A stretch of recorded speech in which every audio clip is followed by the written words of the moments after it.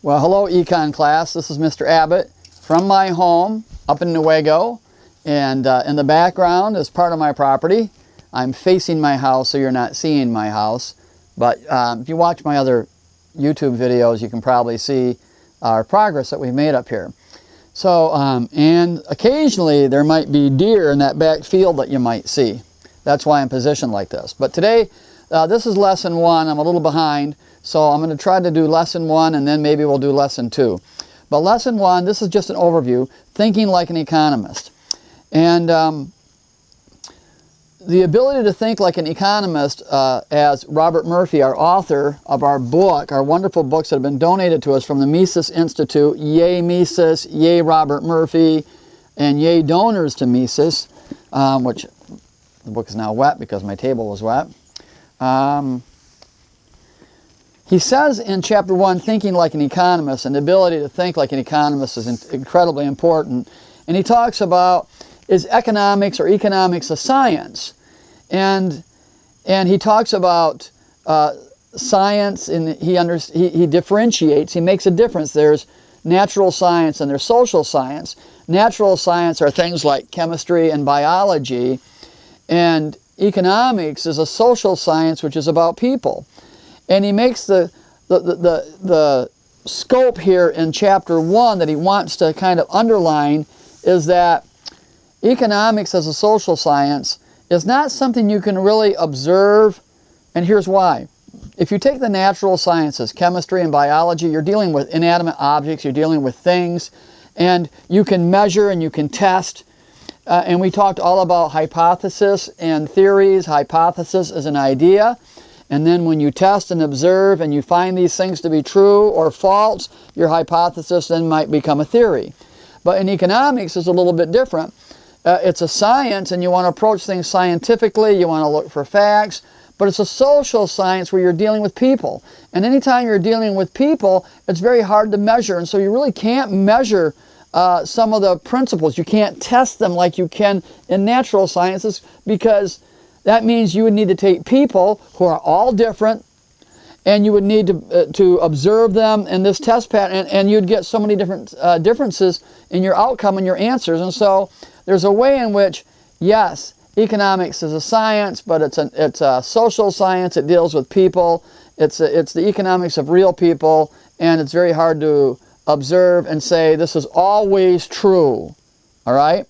Now, that's kind of the gist of economics. And it is interesting to study people, because we do find that there are some laws and some principles in economics, which you'll learn in chapter 2, that once you get the idea, you don't need to test it, you don't need to measure it, you just know it's pretty much true.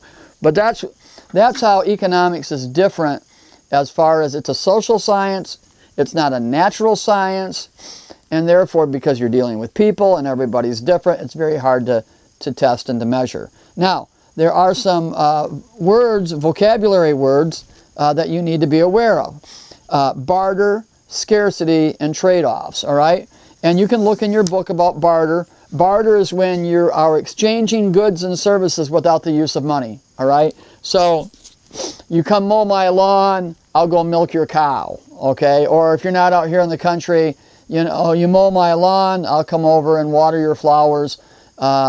You help me with study for my test, and let's go out and I'll get pizza, all right?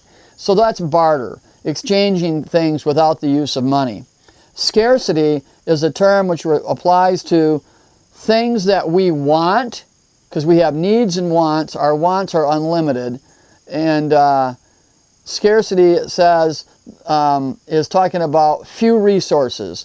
I might want 100 baseball cards of a particular ball player, but there's only 50 available. It's scarce. Scarcity talks about when the things that we want are few. There's more people than there are of the thing that's wanted, okay? That's scarcity. Trade-offs, Robert Murphy talked about in the book. When we talk about trade-offs, we're talking about everybody has trade-offs. Not everybody, even Bill Gates, who's mentioned in the book, who's a billionaire, even Bill Gates has trade-offs, because he has limitations, okay? I mean, we might think having billions of dollars there'd be no limitations, but even he experiences limitations.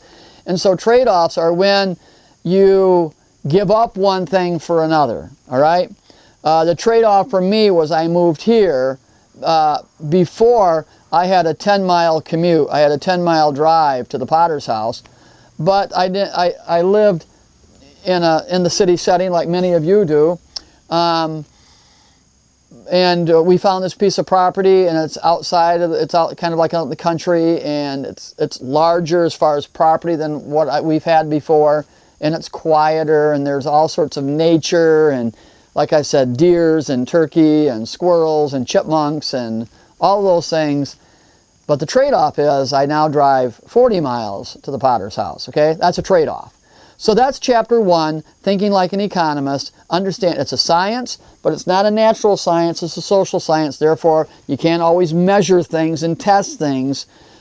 You just sometimes will learn, like we're going to learn here in a minute in chapter 2, that there are patterns that prove out over and over and over again, and those are economic laws and principles. So economics, a science, yes. Natural science, no. Social science, dealing with people, yes. Testable, observable, not always. So it's kind of fuzzy, kind of murky. Three words you need to know: barter, scarcity, trade-offs, and those are definitions I gave you, and they're in the book. So that's chapter 1. That's just an overview of chapter 1. Okay? Thanks.